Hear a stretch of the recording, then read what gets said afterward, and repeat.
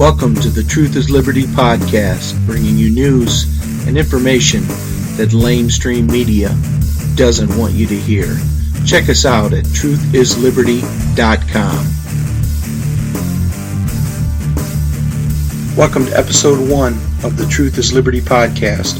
I'm your host, Olus Mans. Today I would like to discuss the topic of fake news and offer my input on what I feel is the truth behind the recent bombardment of the subject, fake news. In recent weeks, the talk of fake news is popping up all over mainstream propaganda media. Hillary Clinton has come out and stated, and I quote, "It is now clear that so-called fake news can have real-world consequences. This is not about politics or partisanship. Lives are at risk. Lives of ordinary people just trying to go about their days and do their jobs and contribute to their communities. It is a danger that must be addressed and addressed quickly. It is imperative that leaders in both the private and public sector step up to protect our democracy and innocent lives." The organization called Prop or Not recently released a list of websites that they said were reporting news from the Russian propaganda point of view. The Washington Post collaborated and immediately picked up on this and began pushing the narrative that these fake news stories were Russian propaganda, and many of these news stories affected the 2016 presidential election results. Once again, the left is pushing the war cry of, "It's the Russians! It's the Russians!" Among the sites on this list were Zero Hedge, WikiLeaks,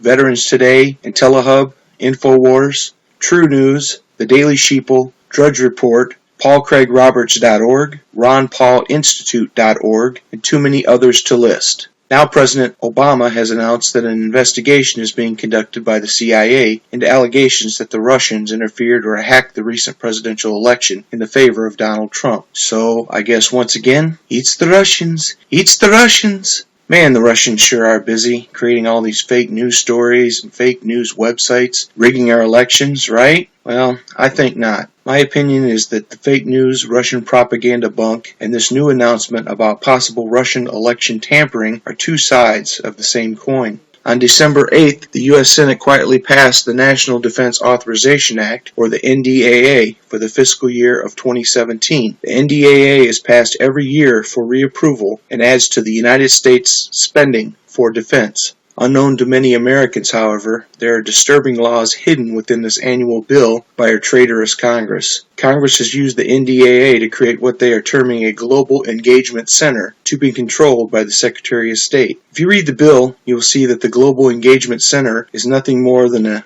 nice term for a new department that can only be called the United States Ministry of Disinformation Propaganda. This is being referred to as the Countering Disinformation and Propaganda Act, and it not only allows the U.S. government to ban all media outlets deemed to be Russian propaganda, but it also gives them the ability to legally spread disinformation online via social networks and mainstream media outlets. The bill is being spearheaded by U.S. Senators Rob Portman, Republican from Ohio, and Chris Murphy, Democrat from Connecticut. And Republican rhinos John McCain and Lindsey Graham are assisting in pushing this, with Senate Democratic leader Chuck Schumer and Democratic Senator Jack Reed of the Armed Services Committee. Once again, it's the Russians. And in case you're not familiar with the term rhino, I'll tell you that that stands for a Republican in name only. Murphy states on Senate.gov, Congress has taken a big step in fighting back against fake news and propaganda from countries like Russia. When the President signs this bill into law, the United States will finally have a dedicated set of tools and resources to confront our adversaries' widespread efforts to spread false narratives that undermine democratic institutions and compromise America's foreign policy.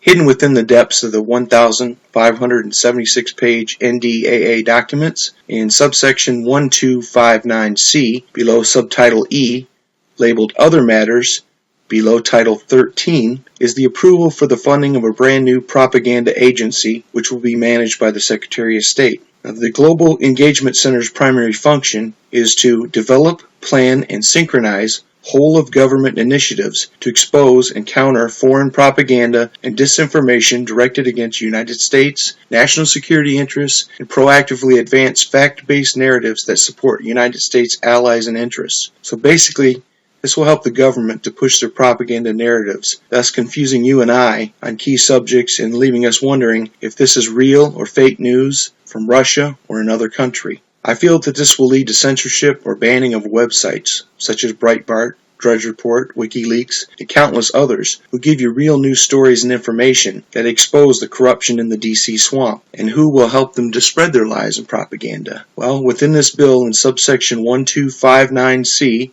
A5, the following is stated: to establish cooperative or liaison relationships with foreign partners and allies and other entities such as academia, non-governmental organizations, and the private sector.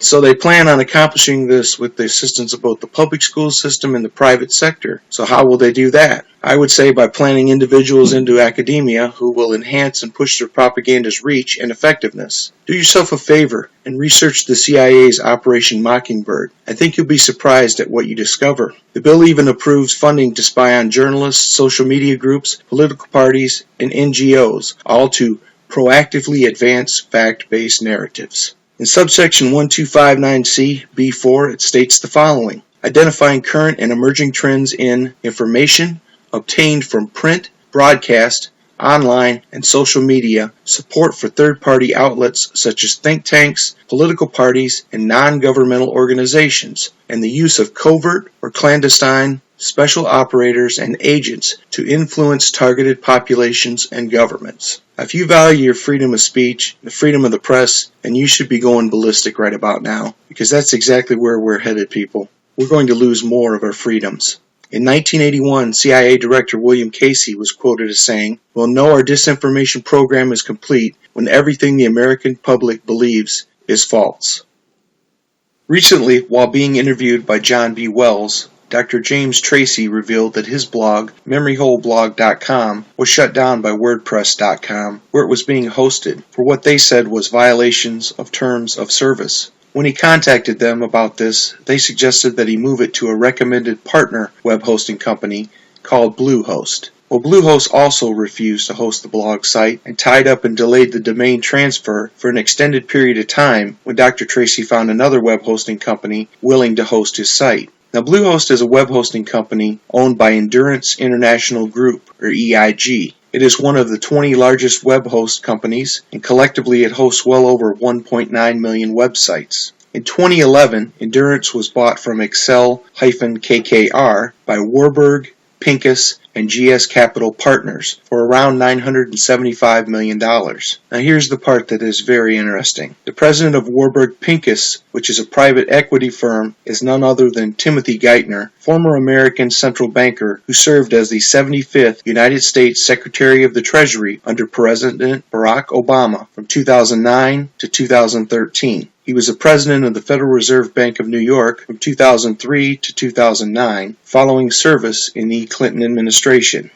Is there any bells going off with you here, people? Is anybody picking up on this and see where I'm going with this? So here's where you're going to ask me, well, where are you going with this and what's it all about? Well, it is my personal opinion that this was a blatant case of censorship due to the subject matter of Dr. Tracy's blog. I expect to see more of this from many other web hosting providers as well as social media websites in an attempt to squash the rights of the people to freedom of speech. This is exactly why this fake news push has been started, to give the corrupt government cronies a reason to shut down websites that report news and opinions that are from a right-leaning, conservative, or Christian perspective, and that offers you news and information that the government-controlled propaganda mainstream media will not tell you. I am happy to report Dr. Tracy's blog website is now back online after a switch to the new hosting company, but I fear we are watching the beginning of a mass censorship of the new media, alternative media, and citizen journalists by the powers that be in Washington, D.C. I have told many recently I believe the term fake news is now the new moniker for conspiracy theory aimed at restricting our rights to freedom of speech. And lest we not forget that many stories that have been labeled as conspiracy theory in the past have now been proven to be true. Maybe this tide will turn when Donald Trump takes the oath of office on January 20th. Maybe not. It's hard to say. But until then, we would just have to wait and see and find out where this all goes. Well, I hope you found this episode to be informative and eye-opening. I invite you to subscribe to our newsletter so that you won't miss any episodes of our podcast or breaking news you should know. And remember this, truth is liberty, and liberty is freedom. Until next time, may God bless you all.